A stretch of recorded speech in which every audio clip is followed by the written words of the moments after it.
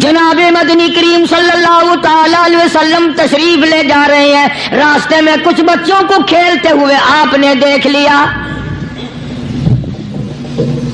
بڑی خوشی سے چھلانگے لگا رہے ہیں، بچے کھیل رہے ہیں، ایک بچہ دیوار کے ساتھ بالکل مونچھا غمزدہ پریشان کھڑا ہے۔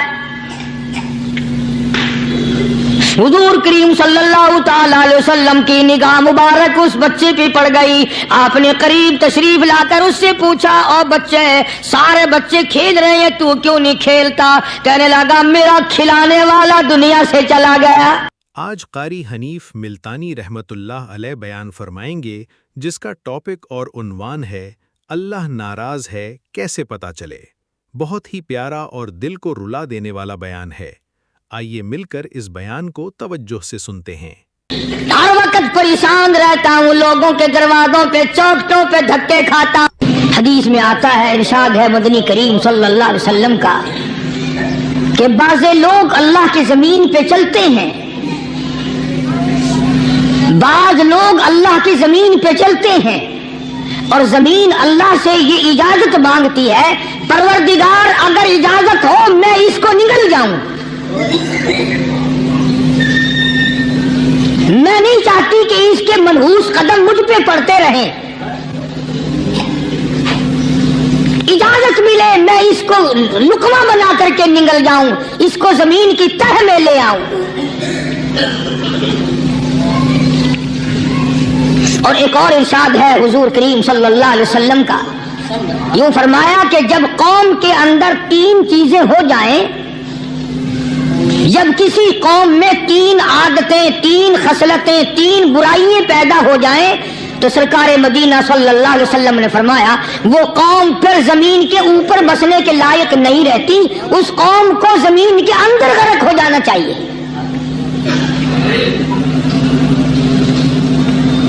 وہ کون سی باتیں ہیں؟ ارشاد فرمایا محمد عربی صلی اللہ علیہ وسلم نے کہ پہلی بات تو ان کی یہ ہے کہ جب قوم کے امیر لوگ، غنی لوگ، مالدار لوگ بخیل ہو جائیں، اللہ تعالیٰ نے جو ان کو سرمایہ دیا ہے، رب العالمین نے جو ان کو پیسہ اور دولت دی ہے، اس میں کسی غریب کا وہ حصہ ہی نہ رکھے۔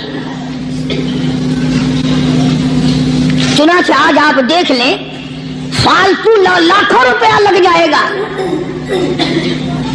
لیکن کسی بیوہ کے گھر ایک سیر آٹا دینا، کسی یتیم کے سر پہ ہاتھ پھیرتا ہوا امیر آدمی شرماتا ہے کبھی میرے ہاتھ کی ہتھیلی نہ گھس جائے۔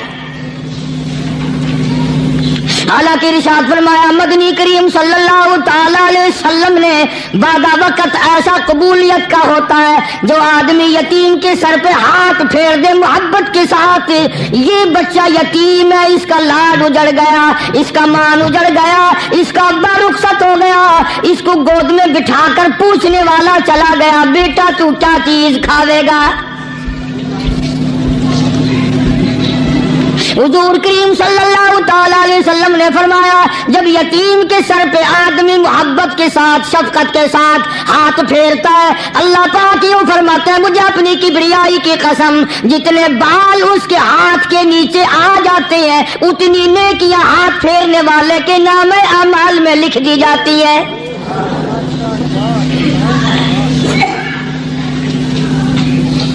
مگر ہمارے یہاں دستور نہیں، غریب کو مارو اور نیچا کرو اسے۔ جناب مدنی کریم صلی اللہ تعالی علیہ وسلم تشریف لے جا رہے ہیں، راستے میں کچھ بچوں کو کھیلتے ہوئے آپ نے دیکھ لیا، بڑی خوشی سے چھلانگے لگا رہے ہیں، بچے کھیل رہے ہیں، ایک بچہ دیوار کے ساتھ بالکل مونچھا غمزدہ پریشان کھڑا ہے۔ حضور کریم صلی اللہ تعالی علیہ وسلم کی نگاہ مبارک اس بچے پہ پڑ گئی، آپ نے قریب تشریف لا کر اس سے پوچھا، او بچے، سارے بچے کھیل رہے ہیں، تو کیوں نہیں کھیلتا؟ کہنے لگا میرا کھلانے والا دنیا سے چلا گیا۔ کیسے کھیلوں؟ ابا نہیں، اماں نہیں، ہر وقت پریشان رہتا ہوں، لوگوں کے دروازوں پہ چوکٹوں پہ دھکے کھاتا ہوں۔ آپ مدنی کریم صلی اللہ اللہ تعالی علیہ وسلم نے رحمت والے ہاتھ سے اس یتیم کی انگلی پکڑی اور اپنے ساتھ پیار کرتے ہوئے تشریف لے آئے. فرمایا جناب عائشہ صدیقہ رضی اللہ تعالی عنہا سے, اللہ والی آج اللہ پاک نے تجھے بڑی غنیمت بخشی ہے, بڑی دولت دی ہے, عید کا دن ہے, میں عید کی نماز کے لیے جا رہا تھا, بچے سارے خوشیاں منا رہے تھے, یہ بچہ دیکھا میں نے بڑا غم زدہ کھڑا تھا, بڑا پریشان کھڑا تھا. اب میں نے اس سے پوچھا آج عید کا دن ہے تو خوشی کیوں نہیں مناتا؟ بچہ نے جواب دیا میری خوشی منانے والے دونوں ہی چلے گئے.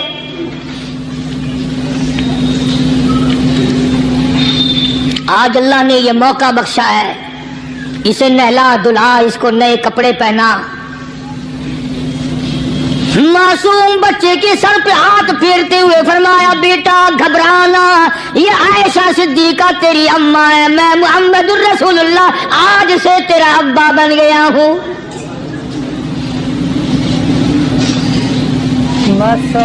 نہلایا دھلایا, کھلایا پلایا, ہنسایا, اسے بلایا ساتھ لے کر. جب حضور کریم صلی اللہ تعالی علیہ وسلم ان بچوں کے پاس سے پھر گزرے جو پہلے کھیل رہے تھے,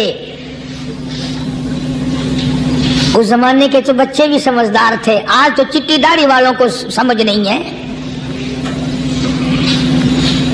قبر بالکل کنارے, قبر کے کنارے پہ کھڑے ہیں پھر بھی سمجھ نہیں. کسی کو حسد نے مارا, کسی کو تکبر نے مارا, کسی کو دولت کی بیماری نے مارا, کسی کو مجذوب کہتا ہے نفس اور شیطان خنجر در بغل. کوئی آدمی اپنے بارے میں اطمینان نہ کرے کہ میرا معاملہ ٹھیک ہو گیا, نہ جانے آخری وقت میں کیا بن جائے گی. ایک اللہ والے کا انتقال ہونے لگا, آخری وقت ہے, خاندان اس اللہ والے کا چاروں طرف بیٹھا ہوا ہے, مریدین بیٹھے ہوئے ہیں, اللہ والے کی چاروں طرف حلقہ بیٹھا ہوا, آخری وقت ہے. عربی زبان میں جس کا ترجمہ یہ ہے, اس کی زبان سے ایک بات نکلتی ہے ابھی نہیں, ابھی نہیں, ابھی نہیں, ابھی نہیں, ابھی نہیں. مرنے کے بعد کسی نے خواب میں دیکھا تو پوچھا حضرت جی دنیا درود شریف پڑھتی ہے, مرتے وقت کلمہ پڑھتے ہیں, اللہ اللہ کرتے ہیں, یہ آپ ابھی نہیں کیا فرما رہے تھے؟ تو یوں فرمایا تمہیں کیا معلوم ہے, شیطان میرے سامنے کھڑا تھا اور کہتا تھا میں نے دنیا کو پھنسایا, دنیا کو ورغلایا, دنیا کو بہکایا, تو میرے پھندے سے پھنس گیا, تیرے علم نے, تیری نیکی نے بچا لیا. تو میں کہتا تھا ظالم ابھی تو سانس آ رہی ہے, نہ جانے کیا بنے گی, ابھی نہیں, ابھی نہیں, ابھی نہیں.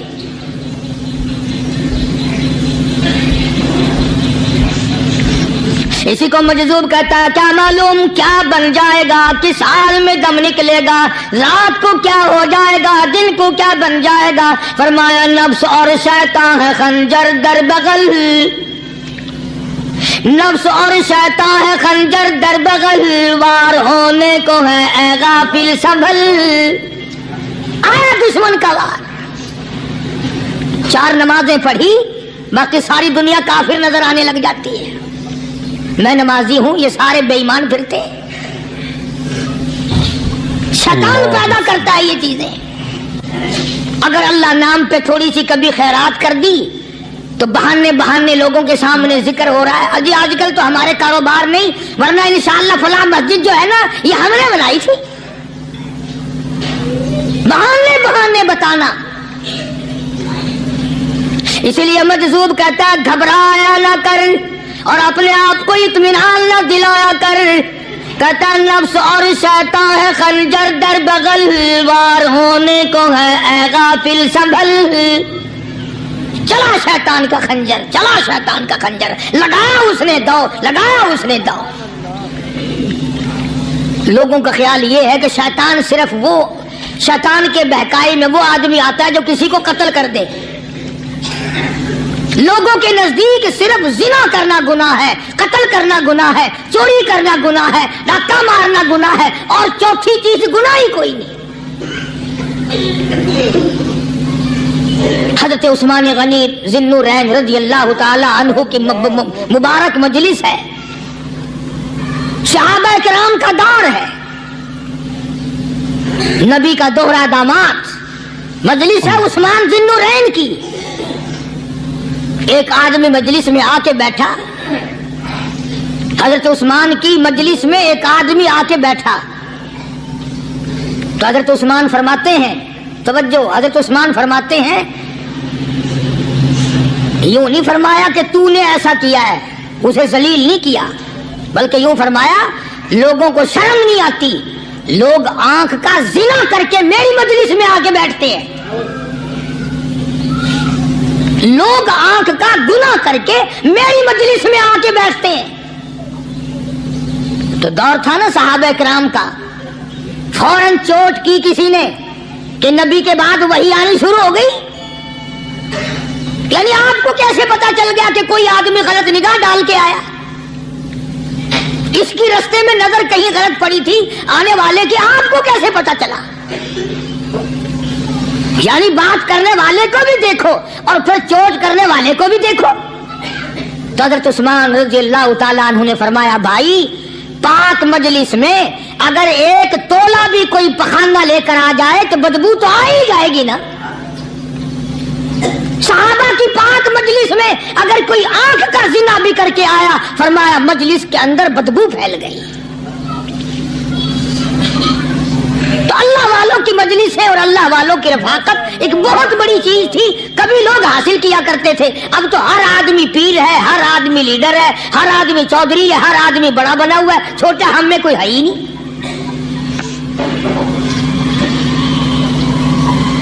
اور ان ولیوں کی بھی الگ الگ بیچاروں کی رمزیں ہوتی ہیں. علماء کرام نے لکھا ہے، حضرت خواجہ باقی باللہ رحمۃ اللہ علیہ دلی میں مزار ہے، بہت بڑے بزرگ گزرے ہیں. دیکھو میں ذکر خیر کر رہا ہوں نا، کئی لوگ تمہیں نکلتے ہوئے ٹانگے والے، گھوڑے والے، رکشے والے کہتے ہیں قاری علی ولیوں کو نہیں مانتا. میں یہ ذکر خیر ولیوں ہی کا تو کر رہا ہوں. بات صرف اتنی ہے، تمہیں اچھی لگے یہ بری لگے، میں ننگوں کو نہیں مانتا. میرے نزدیک ولی وہ ہے جس کی رگ رس سے، نس نس سے، خون کے قطرے قطرے سے، ہر ادا سے، ہر سنت سے، ہر طریقے سے محمد عربی صلی اللہ علیہ وسلم کی سنت زندہ ہوتا ہو. میں اس کو ولی نہیں مانتا جو کپڑوں سے ننگا پھرتا ہو.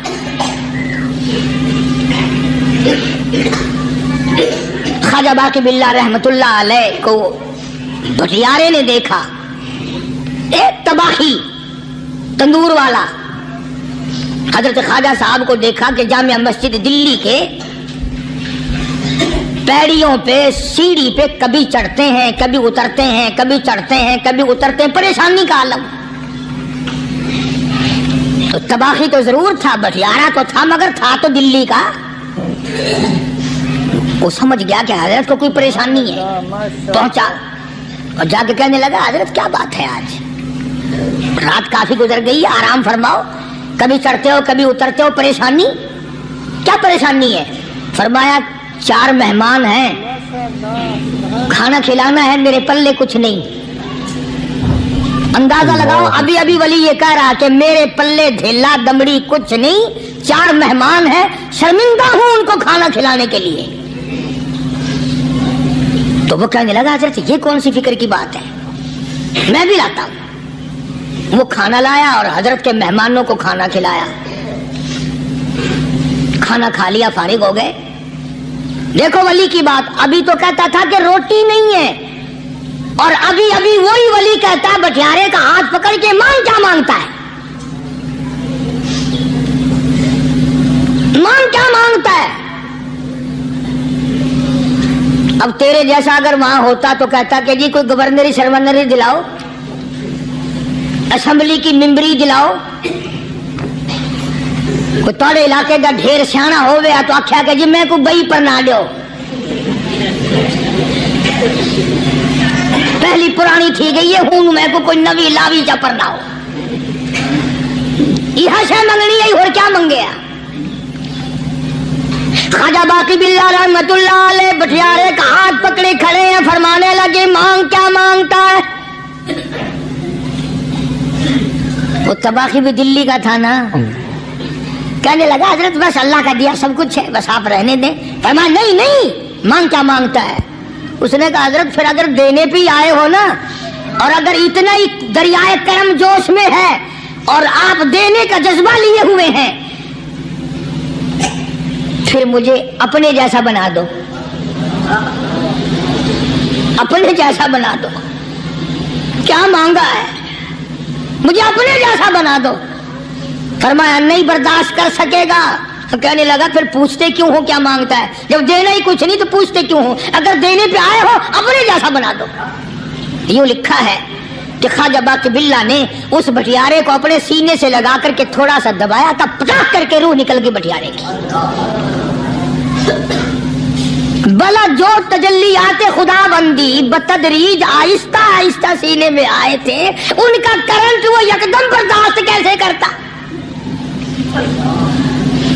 میرا عرض کرنے کا مقصد یہی ہے کہ ہم لوگ اپنے آپ کو کب سنبھالیں گے، اور وہ کون سا وقت آئے گا کہ ہم اس بات کے قائل ہوں گے اور تسلیم کریں گے کہ جو کرتا ہے خدا کرتا ہے، بندہ کچھ نہیں کر سکتا۔ تو میں نے اس لیے عرض کیا، مجذوب کہتا ہے نفس اور شیطان ہے خنجر در بغل، نفس اور شیطان ہے خنجر در بغل، وار ہونے کو ہے اے غافل سنبھل۔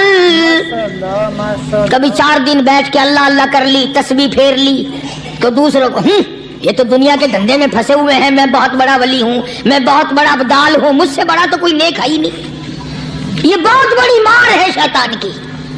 اسی کو کہتا کہ نفس اور شیطان ہے خنجر در بغل، وار ہونے کو ہے اے غافل سنبھل، آ نہ جائے دین و ایمان میں خلل، آ نہ جائے دین و ایمان میں خلل، باز باز آئے بدعمل۔ کچھ تو سوچ، کس کی تو پیداوار ہے؟ کس نے تجھے بنایا؟ کس نے تجھے یہ آنکھیں دی؟ کس نے یہ لب دیے؟ کس نے یہ دل دیا؟ کس نے یہ دماغ دیا؟ کس نے یہ شعور بخشا؟ کس نے یہ ساری چیزیں عطا فرمائی؟ اللہ پاک کی ذات فرماتی ہے، او لوگو مجھے بھی بڑا دکھ لگتا ہے، مجھے بھی بڑا صدمہ ہوتا ہے، میرا قہر جوش میں آ جاتا ہے جب پیاری شکل بناؤں میں، پیاری صورت بنائی میں نے، پیارا ماتھا سونی شکل بنائی میں نے، جب میری چوکھٹ کے سوا دوسروں کے دروازے پہ جا کے تو ماتھا رکھتا ہے، فرمایا میرا قہر جوش میں آتا ہے تجھے برباد کر دوں۔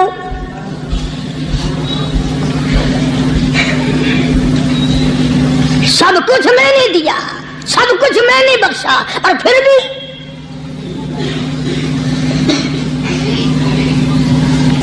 شاہ عبد القدوس گنگوہی رحمت اللہ علیہ بہت بڑے بزرگوں میں سے گزرے ہیں،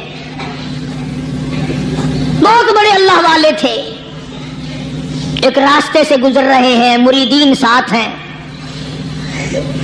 حلقہ ساتھ ہے، راستے میں ایک گندگی کا ڈھیر پڑا ہوا تھا، بدبو آ رہی تھی۔ تو شاہ عبد القدوس نے اپنے حلقے اثر کے لوگوں سے اور مریدوں سے کہا ٹھہر جاؤ۔ حالانکہ لوگ ناک پہ کپڑا رکھ کر جلدی گزرنا چاہتے تھے، بدبو سے بچنے کے لیے تیز رفتار وہاں سے گزرنا چاہتے تھے، مگر شیخ کے کہنے پر کھڑے ہو گئے۔ شکر ہے تم جیسے وہاں مرید بھی نہیں تھے، ورنہ کہتے کہ اے پھٹ گیا شیخ ہے نو تو پتہ ہی نہیں لگتا برائی دا چنگائی دا، گندگی دے پہ کولساں کو کھڑائی کھڑے۔ شاہ عبد القدوس رحمت اللہ علیہ گنگوئی رحمت اللہ علیہ نے فرمایا او لوگو، یہ گندگی، یہ پخانہ، یہ افولت والی چیز تمہیں ایک سبق دے رہی ہے۔ تو بڑے حیران ہوئے کہ گندگی سبق دے رہی ہے کہ ہاں یہ بدبو کا ٹھکانہ یہ سبق دے رہا ہے کہ ہاں یہ ایک سبق تمہیں پڑھا رہا ہے۔ اور وہ کیا؟ شیخ فرمانے لگے یہ گندگی تم سے کہتی ہے او لوگوں کل سے پہلے میں مٹھائی کی صورت میں حلوائی کی تھال میں رکھا ہوا تھا، جو دیکھتا تھا اس کے منہ میں پانی آ جاتا تھا، حلوے کی صورت میں تھا، جلیبی کی صورت میں تھا، امرتی کی صورت میں تھا، اور اے گندگی کا ڈھیر لوگوں تم سے یہ کہتا ہے، کل میں فروٹ والے کی ٹوکری میں رکھا ہوا تھا، اناج کی شکل میں تھا، غلے کی شکل میں تھا، پھل کی شکل میں تھا، فروٹ کی شکل میں تھا، مٹھائی کی صورت میں تھا، جو مجھے دیکھتا تھا اس کو میں پیارا لگتا تھا، میری چاہت معلوم ہوتی تھی، میری ضرورت معلوم ہوتی تھی، جو دیکھتا تھا منہ میں پانی آ جاتا تھا۔ او انسان، ایک رات تیرے پیٹ میں جانے کا اتفاق ہوا، او انسان آ دیکھ لے میرا کیا حال بن گیا۔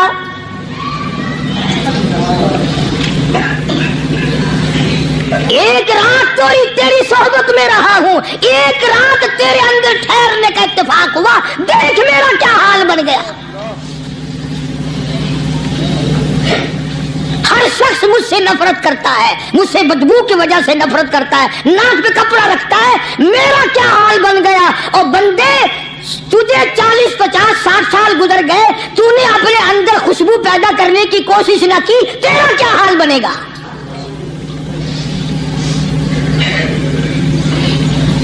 سارے لوگ حیران ہوئے کہ شیخ نے کیا بات فرمائی۔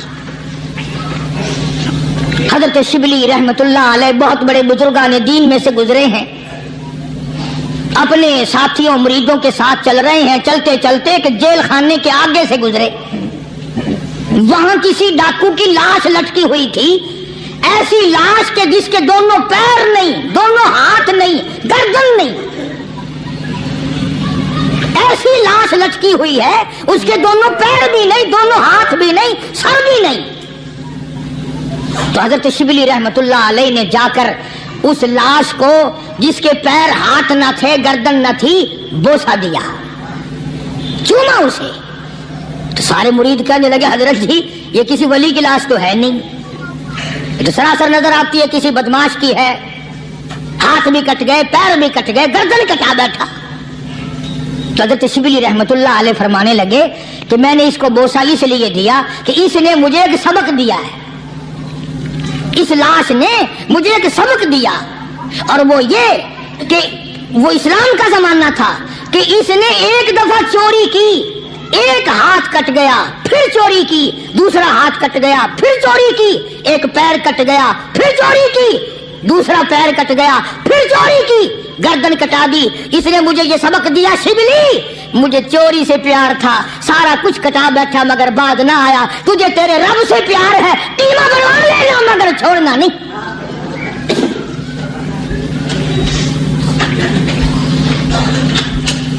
آج ہم اپنی زندگی کا محور آخر کبھی تو چیک کریں۔ نوجوانوں، پڑھنے والوں، سوچو تو صحیح کہ ہماری سمت کدھر کو ہے، ہمارا رخ کدھر کو ہے، سوچ ہماری کیا ہے، رفتار ہماری کیا ہے، اور ہم جا کس طرف کو رہے۔ اسی کو مجذوب کہتا کہ قدم سوئے مرکز، نظر سوئے دنیا، قدم سوئے مرکز، نظر سوئے دنیا، کدھر جا رہے ہو، کدھر دیکھتے ہو۔ اللہ روزانہ قدم با قدم قبر کے قریب ہو رہے ہیں، قبر کے نزدیک آ رہے ہیں، ایک ایک قدم ہمارا آگے سے آگے، آگے سے آگے بڑھ رہا ہے، اور نظر ہماری اوپر اوپر چلی جا رہی ہے، اس سے بڑا بن جاؤں، اس سے بڑا بن جاؤں، اس سے بڑا بن جاؤں۔ حضرت شیخ عطار فرید الدین رحمت اللہ علیہ بہت بڑے بزرگان دین میں سے گزرے ہیں، اسی بات کو نقشہ کرتے ہوئے فرماتے ہیں کہ مرد راہ راہ بوریا قالین بود، مرد راہ راہ بوریا قالین بود، ذاک خستش عاقبت بالین بود۔ اللہ والے کے لیے یہ چٹائی، یہ کھجور کی چٹائی، قالین ہے، غلیچہ ہے، صوفہ سٹا ہے، یہی تخت شہنشاہی ہے۔ کیوں؟ اس لیے کہ آخر کار سرانہ جو ہے وہ کچی مٹی کا بننا ہے۔ اور شیخ نے بڑی عجیب بات کہی آگے چل کر، کہتا ہے کہ خرقہ پشمینہ را بردوش کن، خرقہ پشمینہ را بردوش کن، شربت ادنا مرادی نوش کن۔ पुरानी गुदड़ी पुराना कपड़ा जो है तो उसको अपने लिए गनीमत जान, न जाने नवा कपड़ा आया नहीं और तेरी जिंदगी को फना हो जाए। यही नजर थी इन हजरात की। जनाब अबू बकर सिद्दीक सबका रज़ियल्लाहु ताला अन्हु खलीफा बिला फसल हैं, अमीर अल मोमिनीन हैं, मदनी करीम सल्लल्लाहु ताला वसल्लम के जानशीन हैं, हुजूर के सुसर हैं। आखिरी वक्त है जनाब अबू बकर सिद्दीक रज़ियल्लाहु ताला अन्हु का, बिल्कुल आखिरी वक्त है। चुनाचे हजरत आयशा सिद्दीका रज़ियल्लाहु ताला अन्हा के हाथ में सिद्दीक अकबर ने एक कपड़ा देखा,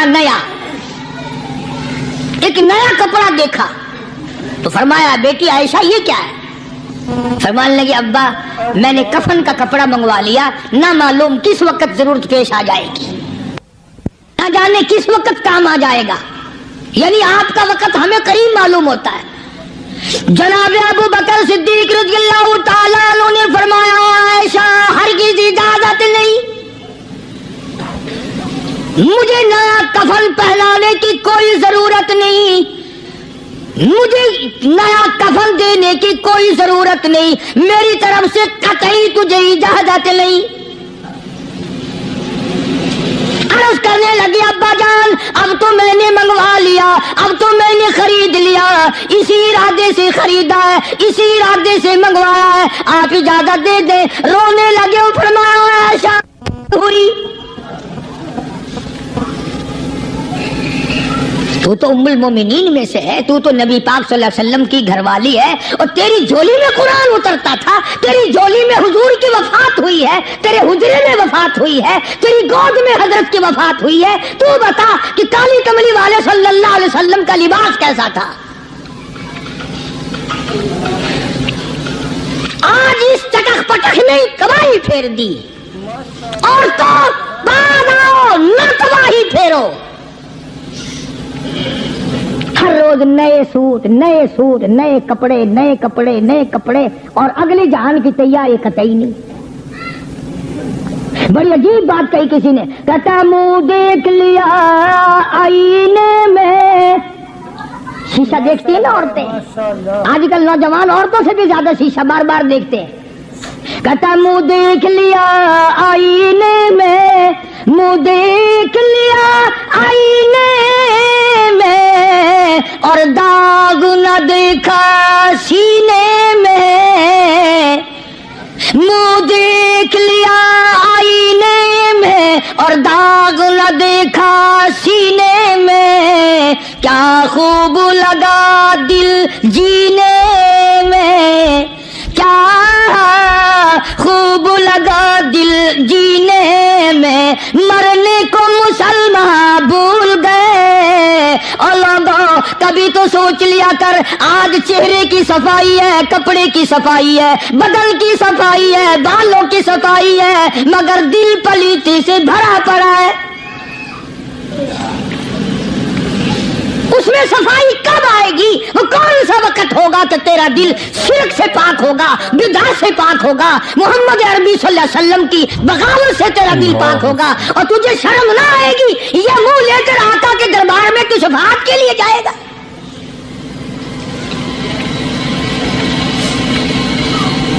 अल्लाह वालों ने इन मामलात में बड़े बड़े दुख उठाए हैं, चाहे उनको लोगों ने गालियां दी, उनको मारा है, मगर परवाह नहीं करते थे। हजरत मौलाना मोहम्मद कासिम साहब नानौतवी रहमतुल्लाह ताला अलैह बानी दारुल उलूम देवबंद पढ़ा रहे थे हदीस पाक। सुभान अल्लाह, ये हमारे जितने अल्लाह वाले बुजुर्ग अल्लाह वाले आलिम गुजरे हैं, सारी उम्र हदीस पाक पढ़ाई। इनकी जुबान मदनी करीम का फरमान, सुभान अल्लाह, सारी रात सारा दिन। किसी ने 50 बरस, किसी ने 40 बरस, किसी ने 60 बरस, किसी ने 30 बरस, रात दिन क़ाल क़ाल रसूलुल्लाह सल्लल्लाहु अलैहि वसल्लम, हर वक्त। तो मौलाना नानौतवी की किसी ने चुगली करी, अंग्रेज गवर्नमेंट थी कि इसने तुम्हारे खिलाफ छावनी बनाई है, ये जो इसने मदरसा बनाया ये तुम्हारे खिलाफ साजिश है। मुसलमान अफसर तो यूं ही दस्तखत कर देता है ना अंधा होके, کبھی نہیں فائل پڑے گا کہ اس میں ہے کیا، چاہے خود اس افسر کی پھانسی پہ دستخط کروا لو۔ انگریز پھر ہوشیار تھا، انہوں نے کہا اچھا ہم انکوائری کریں گے۔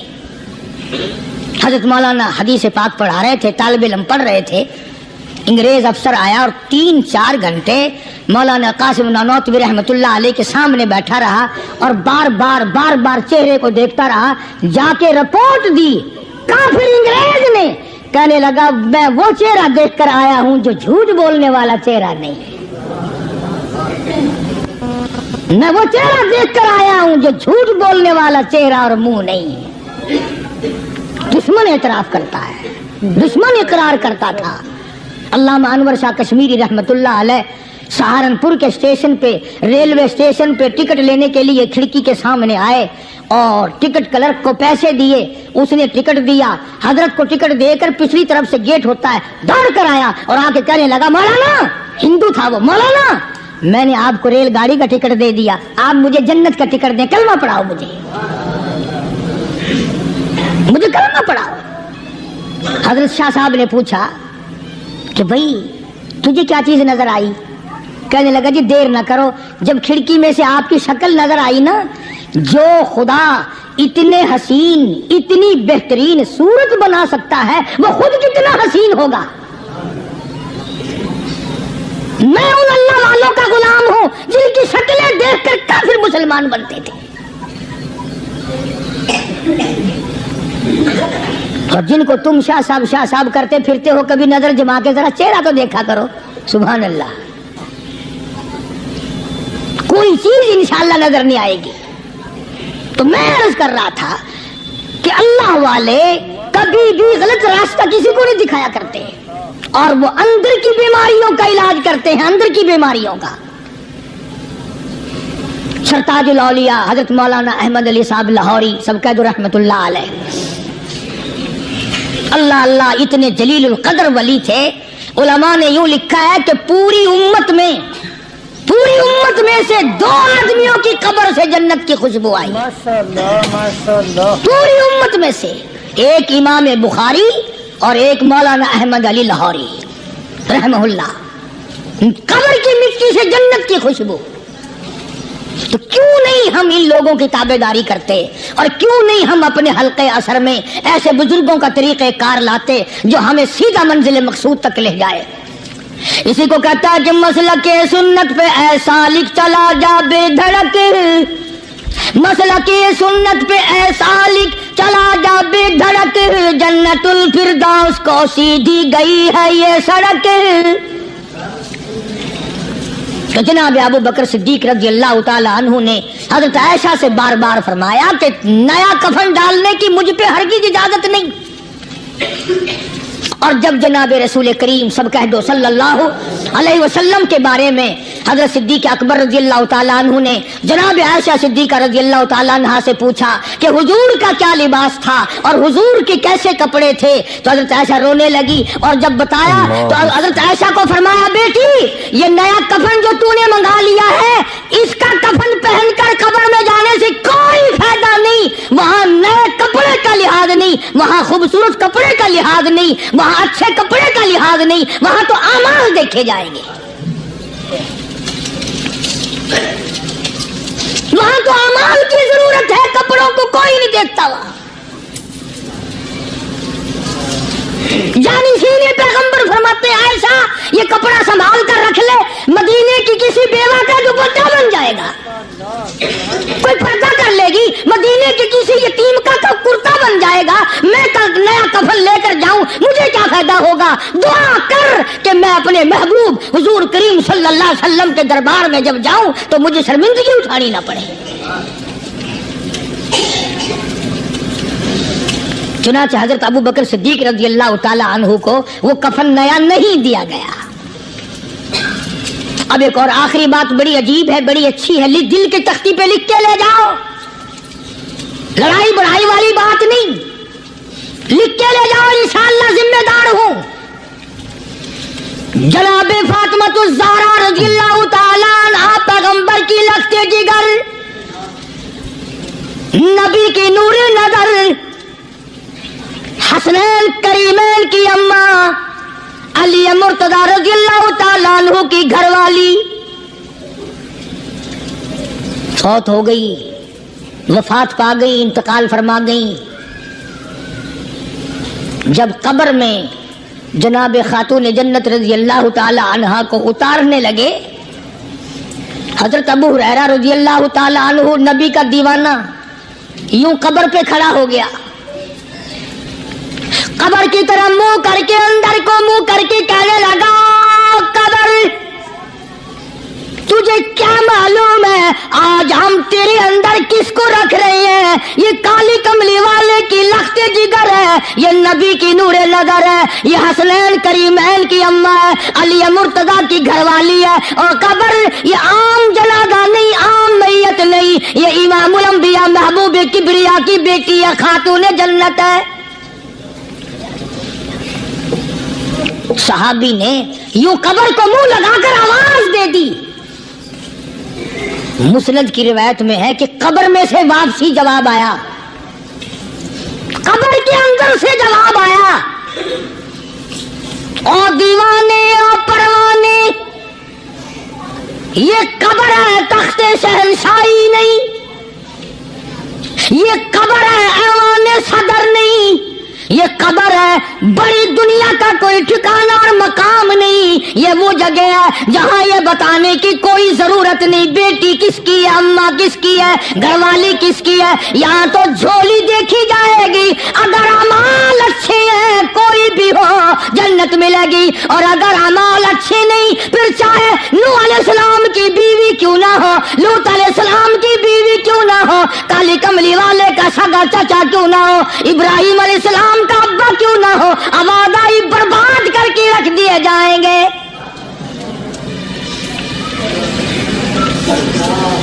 یہ تو عمل کی جگہ ہے، عمل کی۔ یہاں نہ اس بات کا لحاظ ہے کہ کپڑے کیسے ہیں، نہ اس بات کا لحاظ ہے کہ لباس کیسا ہے، نہ اس بات کا لحاظ ہے کہ یہ جھوپڑی سے جنازہ اٹھا ہے یا بنگلے سے، نہ اس بات کا لحاظ ہے کہ یہ جنازہ کوٹھی سے نکلا ہے یا جھوپڑی سے نکلا ہے۔ یہاں تو ایمان دیکھا جائے گا، یہاں تو اعمال کی جھولی دیکھی جائے گی، ورنہ اور کوئی صورت یہاں پہ نہیں ہے۔ تبھی تو شیخ عطار فرید الدین رحمت اللہ علیہ نے بار بار بڑی پتے کی باتیں لکھی ہیں پندنامے میں، فرماتے ہیں کہ خاطر کسر مرن جا اے پسر، خاطر کسر مرن جا اے پسر، ورنہ خردی زخم بھر جانو جگر۔ کسی کے دل پہ ناجائز تیر نہ چلایا کر، کسی کو نہ ستایا کر کہ کل تیرے دل کو اچانک تیروں سے گھائل نہ کر دیا جائے۔ تو اپنے آپ کو بچا، اپنی سنبھال۔ اسی کو کہتا کہ روزہ با از غیبت مردم ببن، روزہ با از غیبت مردم ببن، تا نبینی دست و پائے خود ببن۔ جا لوگوں کے گلے سے چگلی سے اپنی زبان کو بند کر، تاکہ قیامت کے دن تیرے ہاتھ پاؤں بندھے ہوئے نہ آئیں۔ اب یہ ولی نے تو بات کہہ دی، مگر آپ کیسے سمجھیں؟ حدیث پاک میں آتا ہے، حضرت شاہ عبدالعزیز صاحب دہلوی رحمۃ اللہ علیہ نے لکھا ہے کہ قیامت کے دن اللہ کی عدالت میں لوگوں کو الگ الگ صورتوں میں پیش کیا جائے گا۔ ایک قوم آئے گی، ایک جماعت آئے گی، لوگ آئیں گے، ان کے دونوں ہاتھ پاؤں بندھے ہوئے آئیں گے، جیسے مشک نہیں باندھ دیتے قاتلوں کی، پیر بھی بندھے ہوئے، ہاتھ بھی بندھے ہوئے۔ حضور کریم صلی اللہ علیہ وسلم سے صحابہ کرام نے پوچھا کالی کمری والے وہ کون لوگ ہوں گے؟ جواب ملا کہ یہ چغلی کرنے والے لوگ ہوں گے،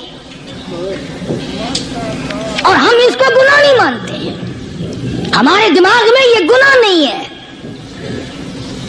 اللہ والوں کے نزدیک یہ بہت بڑی چیزیں ہیں، اور یہ وہی لوگ ان چیزوں کی اصلاح کرتے ہیں، دوسرا کون کر سکتا ہے؟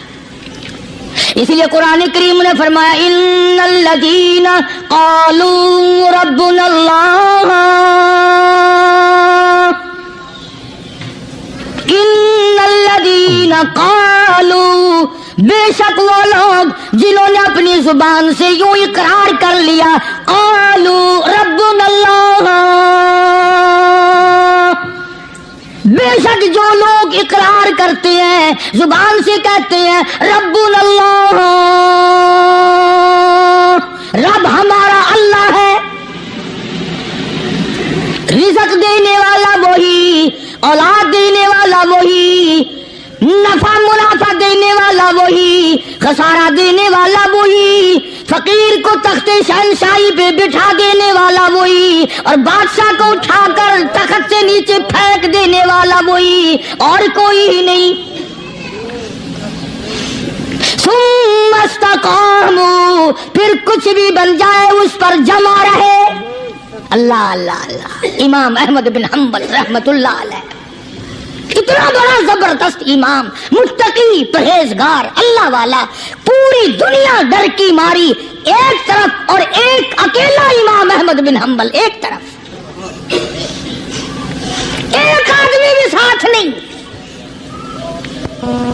اور ایک دو دن کی بات نہیں، 2 برس تک کوڑے لگے روزانہ، ایک آدھ دفعہ نہیں، روزانہ اکثر کوڑے لگتے تھے۔ ایک دن خلق قرآن پر بات تھی، آپ لوگ یہ مسئلہ سمجھ نہیں سکتے، چھیڑنا ہی نہیں چاہیے۔ امام کہتے تھے کہ اللہ خالق ہے، اس کا کلام بھی نرالا ہے، یہ مخلوق نہیں ہے۔ چنانچہ احمد بن حنبل رحمت اللہ علیہ کو پکڑ کے لائے، پیروں میں رسے، ہاتھوں میں رسے بندھے ہوئے ہیں، جلاد، 9 جلاد پوری قوت سے ایک ایک وقت میں درے مارا کرتے تھے، 9 جلاد۔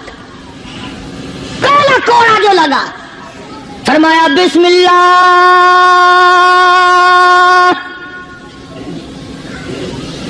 دوسرا کوڑا پڑا، فرمایا الحمدللہ، تیسرا کوڑا لگا، فرمایا الا ان کلام اللہ غیر مخلوق، خبردار اللہ کا کلام مخلوق نہیں۔ جس بات پہ کوڑا لگا تھا وہی اعلان پھر کیا۔ علماء نے لکھا ہے کہ ایک جلاد نے اتنا زور سے کوڑا مارا کہ جو سلوار یا پاجامہ پہن رکھا تھا، اندازہ لگا چمڑے کا کیا بنا ہوگا، کمر بند ٹوٹ گیا، زار بند ٹوٹ گیا کوڑے کی ضرب سے۔ اگر آپ کی توجہ ہے اور ان حضرات کو کچھ سمجھ سکتے ہو، علماء نے لکھا ہے کہ جب کمر بند ٹوٹا، زار بند ٹوٹا، احمد بن حنبل کے ہاتھ پیر بندھے ہوئے ہیں، یوں آسمان کی طرف نگاہ اٹھائی، الہی تیرے قرآن کی وجہ سے مار کھاؤں، تیری عزت کا واسطہ، تیرے قرآن کی آبرو ہے، یا اللہ ان لوگوں کے سامنے ننگا نہ کر۔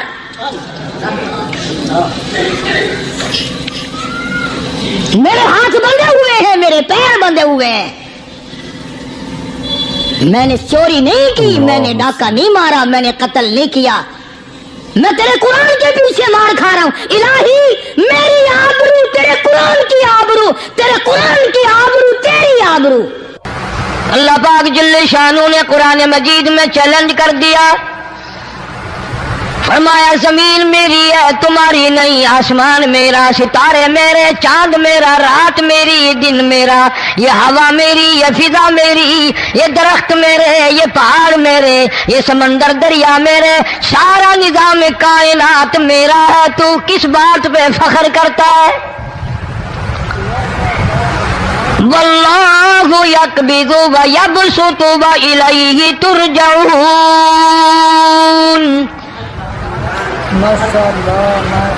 روزی کا گھٹانا بڑھانا میرے اختیار میں ہے، موت کا بھیجنا میرے اختیار میں ہے، یہ میری مرضی، مسجد میں موت بھیجوں، گھر میں موت بھیجوں، پانی میں غرق کر کے ماروں، کسی اور عذاب میں ماروں، میری مرضی۔ وَكَمْ أَهْلَكْنَا قَبْلَهُمْ مِنَ الْقُرُونِ، میری زمین پہ فساد نہ مچاؤ، عداوت نہ مچاؤ، بدماشی نہ پھیلاؤ، زناکاری نہ پھیلاؤ، ظلم و زیادتی نہ پھیلاؤ، ورنہ وہ بے نیاز ذات ہوں۔ میں پھر ملکوں افراد کی بات نہیں، خاندان کی بات نہیں، میں تو ملکوں کے نام و نشان مٹا دیا کرتا ہوں۔ فأخذتكم الصاعقة وأنتم تنظرون۔ جبریل امین نے چیخ ماری، قوم کے جگر پھٹ گئے، تمام لوگ ذلیل ہو کر کے مر گئے۔ قرآن کریم کہتا ہے موسیٰ علیہ السلام کی قوم نے عداوت کی، بدماشی کی، زمین پہ روگردانی کی، ان کا انجام دیکھو۔ لوط علیہ السلام کی قوم نے دنیا میں بدماشی پھیلائی، ان کا انجام دیکھو۔ فرشتے آئے، موسیٰ علیہ السلام کی قوم کو کئی طرح سے عذاب دیے گئے۔ لوط علیہ السلام کی قوم پر فرشتے آئے، پہلے لوط علیہ السلام کو کہنے لگے لوگوں میں بدماشی چھوکروں کے ساتھ پھیلی ہوئی تھی، بڑے خوبصورت جوان لڑکے بن کر آ گئے، نئی عمر کے لڑکے بن کر آ گئے۔ لوط علیہ السلام نے اپنی قوم کو سمجھایا ان کے ساتھ برائی کا ارادہ نہ کرو، یہ میرے مہمان ہیں۔ دروازے توڑنے لگے، دیواریں گرانے لگے، فرمایا قال فما خطبكم ایھا المرسلون۔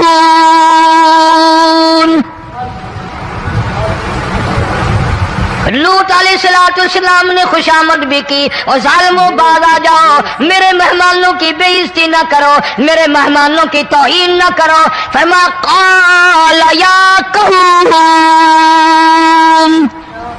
ان هؤلاء بناتی هن اطہر لکم فاتقوا اللہ۔ پیغمبر اپنی امت پہ بڑا رحیم ہوتا ہے، بڑا شفیق ہوتا ہے، بڑا کریم ہوتا ہے، بڑا دیانتدار ہوتا ہے۔ لوط علیہ السلام فرماتے ہیں لوگوں میری بیٹیاں تمہارے گھروں میں ہیں، ان سے اپنی خواہشات پوری کرو، میرے مہمانوں کو تنگ نہ کرو۔ زیادہ تنگ کرنے لگے، لوط علیہ السلام نے رو دیا، فرمانے لگے قال لو ان لی بکم قوة او آوی الی رکن شدید، کاش میرے پاس طاقت ہوتی، میرے پاس لاٹھی ہوتی، میرے پاس قوت ہوتی، میں تمہیں مزہ چکھاتا۔ میرے مہمانوں کی کیوں بے عزتی کرتے ہو؟ فرشتوں نے دیکھ لیا اللہ کا پیغمبر پریشان ہے، ہماری وجہ سے رو رہا ہے، بول اٹھے قالوا انا ارسلنا الی قوم مجرمین۔ لوط علیہ السلام گھبراؤ نہ، ہم آدمی نہیں، ہم لڑکے نہیں، ہم چھوکرے نہیں، ہم تو فرشتے ہیں، انہیں آنے دو ہمارے پاس، اور آپ جلدی جلدی بستی سے نکل جاؤ، اپنے بچوں کو لے کر باہر نکل جاؤ۔ کیا کرو گے؟ فرمایا لنرسل علیہم حجارۃ من طین مسومۃ عند ربک للمسرفین۔ ہم اس زمین کو کاٹ کر آسمان کی طرف لے جائیں گے، اوپر سے پتھر برسائیں گے، نوکدار پتھر آئیں گے، پتھروں پہ نام لکھے ہوئے آئیں گے، یہ فلانے گنڈے کو لگے، یہ فلانے بدماش کو لگے، جو لڑکوں کے ساتھ بدماشی کرتے ہیں یہ اس کو لگے، یہ اس کو لگے۔ آسمان کے قریب لے جا کر پوری بستی کی زمین کو پلٹ کر زمین پہ پھینک دیا جائے گا۔ کون سا گناہ آج ہم نے چھوڑ رکھا ہے؟ ہر دوسرا تیسرا آدمی شرک کی لعنت میں گرفتار ہے، بیٹے مانگنے کے لیے قبروں پہ مونڈھے پڑے ہیں، جھولیاں پھیلائے کھڑے ہیں، حاجت روائی کے لیے ان کو پکار رہے ہیں۔ اللہ فرماتے ہیں ان تدعوہم لا يسمعوا دعاءکم ولو سمعوا مستجابوا لکم ویوم القیامت یکفرون بشرککم ولا ینبئک مثل خبیر۔ فرمایا ظالموں اتنی بڑی زیادتی نہ کرو، وہ اللہ والا مر گیا، قبر میں تم نے خود دفن کیا، غسل تم نے دیا، کفن تم نے پہنایا، جنازہ تم نے خود پڑھا، کندھوں پہ تم اٹھا کر لے کے گئے، وہ بیچارہ غریب مر گیا، تم اب اس کے سامنے کھڑے ہو کر منتیں مانگ رہے ہو، تمہیں شرم نہیں آتی؟